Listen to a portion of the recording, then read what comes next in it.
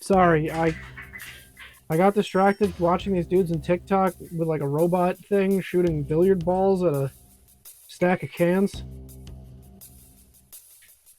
The the user's just a bunch of numbers. Like this is definitely just a nothing account, but I gotta leave this. Anyway, I know I said yesterday, fuck Jesus, that I was going to probably watch the R.L. Stine Pumpkinhead thing. I decided against that. I'm tired of watching garbage. Okay, I'm gonna make this week a banger. Nothing but fucking good movies. At the very least, good, serviceable, fine. Okay, this whole week is nothing but bangers. All right. And then Halloween, I got a whole special thing. I rented out a whole cathedral. We got a band. I'm broke. I am so in debt. Help. So it's gonna be great. So get psyched for that. Anyway, welcome back to Tubiween. Being distracted on my phone is a great allegory for today, because today, let's go back to the a Wild West. That's right. I've got a Western today. If you're oblivious to what this movie is, you might be thinking, hey, I've seen this cover, but isn't this just like a Tombstone thing? And kind of, until it's not. We'll get into it, but let's get over some information first.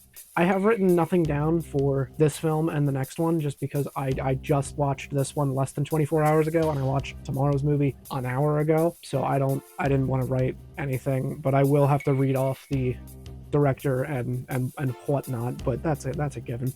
So this movie is directed by S. Craig Zahler, Z-A-H-L-E-R. S. Craig Zahler, who directed 4 films: Bone Tomahawk, Brawl in Cell Block 99, Dragged Across Concrete, and The Bookie and the Bruiser, which doesn't even have a release date or any information, so I don't think this one has been filmed yet. I think that's just something he plans to do. He mainly writes.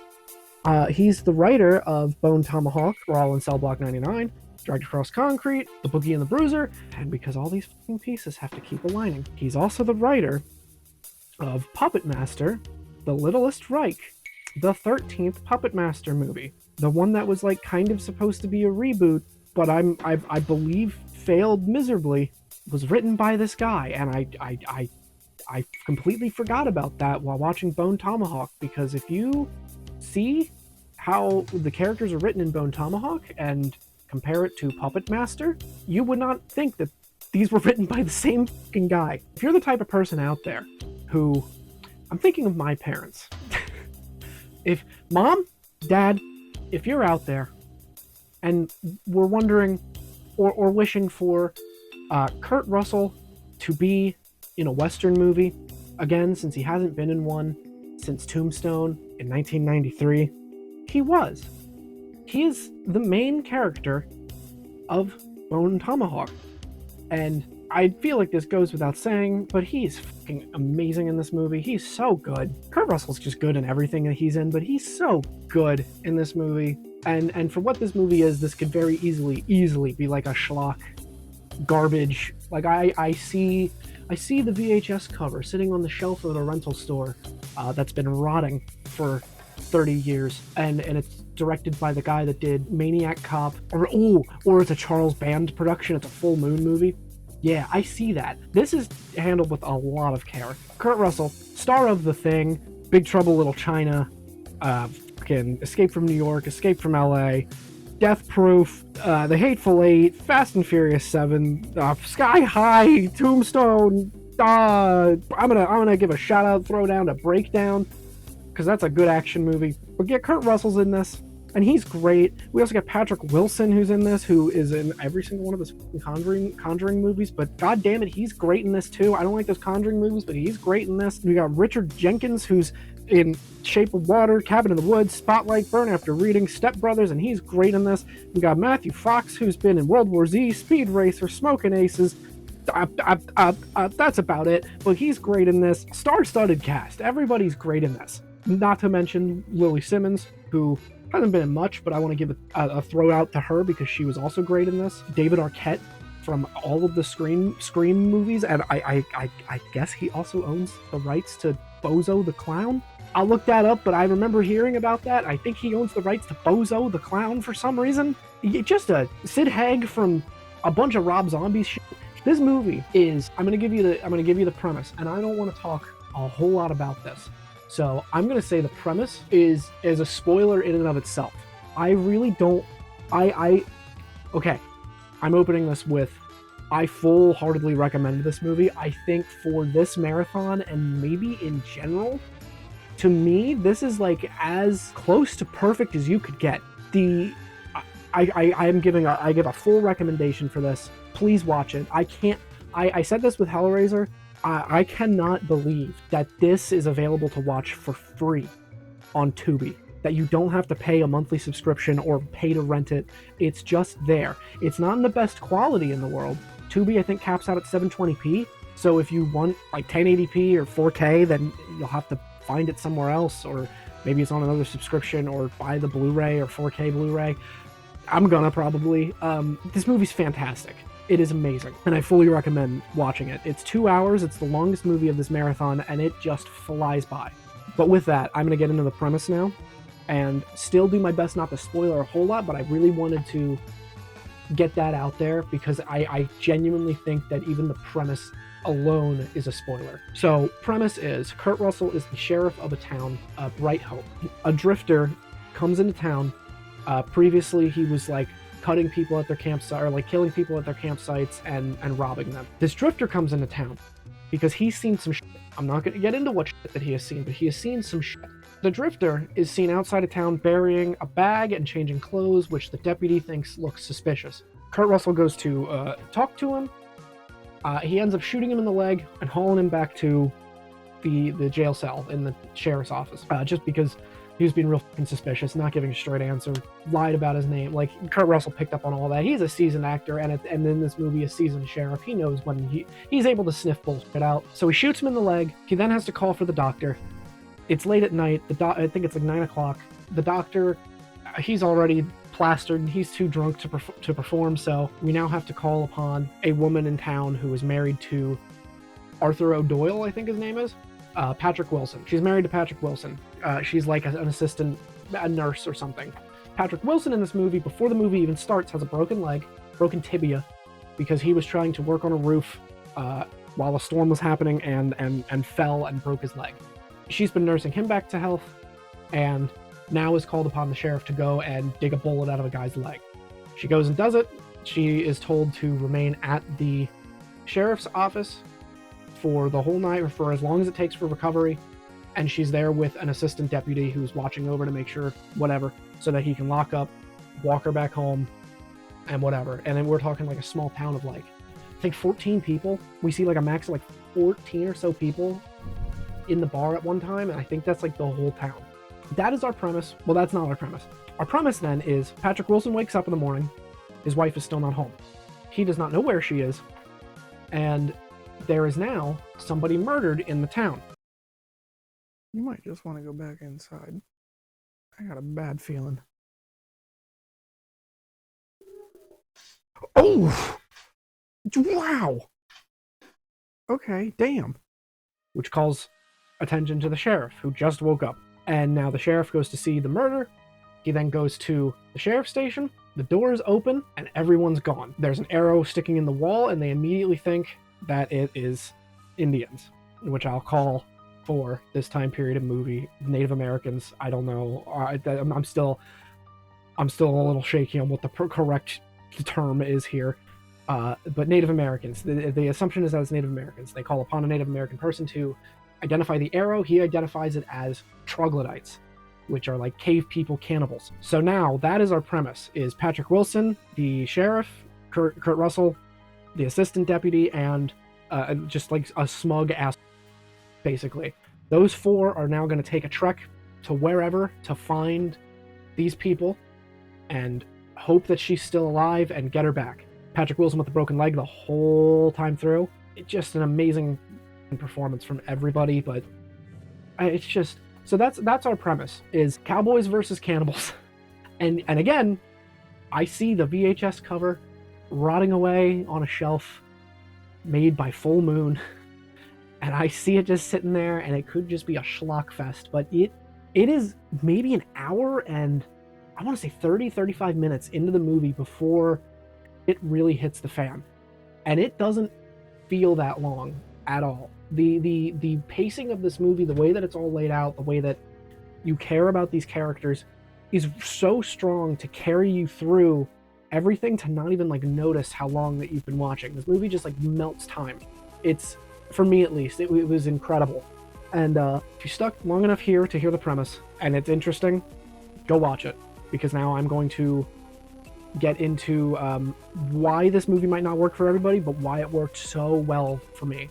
The gore in this movie, while not over the top, while not the most brutal thing in the world, is very realistic in a sense, and a lot of that comes from the sound design. The sound design in this movie is so good.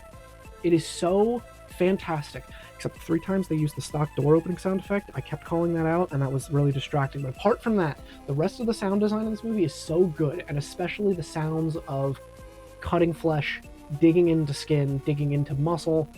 It's all properly gross, but not like overdone to be like intentionally gross. It's like, I'm gonna sound like a sociopath, but I feel like the sound is like if you were in a quiet room performing a surgery and we're digging in somebody's leg, this is what it would sound like. And like there's no other, you're not hearing a beeping of a machine, you're not hearing your other people, it's just you and whatever, and you're digging in this dude's leg. That is what it would sound like. If you were cutting somebody's throat and nobody's around and it's completely silent, this is what it would sound like. It's done so realistically that it's disturbing. So the movie opens up immediately with some of the gore, and I feel like that is going to put some people off, because I saw the Western and I saw the horror genre, and I initially was like, okay, cool. And you look at that cover and there's nothing really insinuating horror or gross or anything like that. It just looks like a Kurt Russell Western. And then immediately the movie opens up with somebody getting their neck slit, and it's just graphic and gross and sounds, I don't know how, I don't want to say realistic, but it sounds so, it gets like under your skin if you're listening with a good enough like system. So that could turn people off. There's almost a sunk cost fallacy to the point that it would turn most people off, I feel like, because at this point you're probably an hour and 40 in, and it's 2 hours. You sunk this much time in, you're stuck here. I'm gonna talk about the most brutal scene in this movie, a scene where I reacting to it, I could not make a proper sound. It was just guttural noises coming from my throat. My jaw open the whole time. I'm catching billions of flies. Our house is a nightmare. But jaws open, I'm making the most guttural, gross noises with my throat. Legitimate disbelief. I could not believe what I was seeing. And I mean this, that is not a negative, it needed to be there. But I just could not believe what I was seeing. I can't even show it. I don't think, and I don't want to show it. Not me, the scene itself. I'll gladly, listen, here's me making those gross noises in disbelief and like brought to tears. Oh my god. Oh, I'm gonna throw up. Oh my god.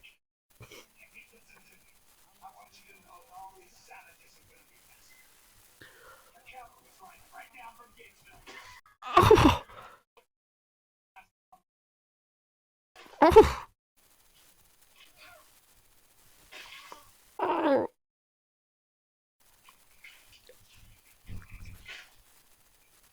oh my god. Did you like that? Did you get something out of that? Anyway, the scene is Kurt Russell and the assistant deputy have been caught. They're in holding cells for these cannibals. Across the way is author Patrick Wilson's wife and the assistant deputy who was supposed to watch over her. It's feeding time now. So these cannibals grab assistant deputy, strip him in front of you, and you're kind of watching from the cell that you're watching from Kurt Russell's perspective, basically. Like it's shot at ground level where he is through the cell bars. So you're seeing it as Kurt is seeing it, basically, is like how you can interpret it. He's stripped naked in front of you, scalped. The scalp is shoved in his mouth, hammered in his mouth. He's then grabbed by his left and right legs and hoisted up like this. and they take a bone tomahawk and just start hacking at the middle of his body. And then once they've hacked enough, one person on this side on the left pulls this way, one person on the right pulls this way, and they just split him in half in the most vile, disgusting fucking thing I've ever seen. I can see that scene turning a lot of people off, and it's rough, and it's not. This is again where I could see the schlock movie that this could have been.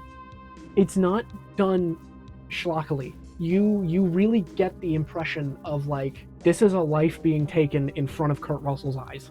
Like this is somebody who was alive 30 seconds ago and is now in pieces.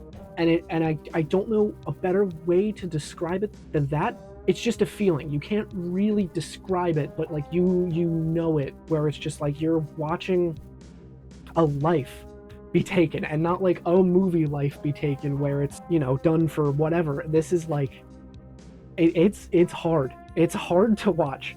But that's probably the most graphic scene, and I won't spoil the rest of the movie. That's just the most graphic thing. I'm gonna have to edit the down out of this, but Bone Tomahawk is, I don't know if I like this more than Hellraiser. Hellraiser had more interesting concepts. This is pretty point A to B. I think this is a, I don't want to say better made movie, but this is like it's different. I can't, I'm no longer going to try to compare, is this better or worse than Hellraiser, because Hellraiser is its own thing. That has been the most perfect movie I've watched this marathon.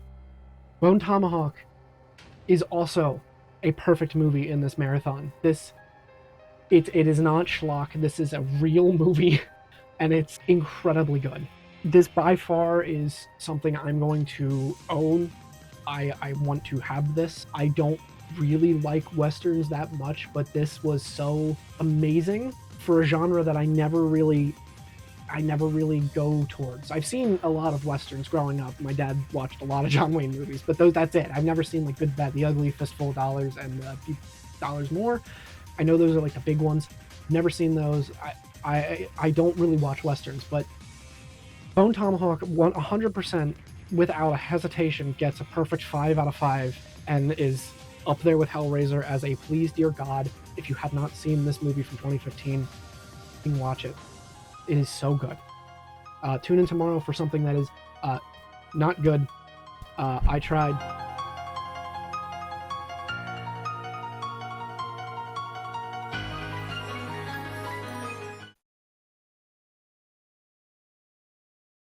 I am so scared right now. I am so... Jesus Christ. I'm so on edge. Why did we just hold there? I didn't like that.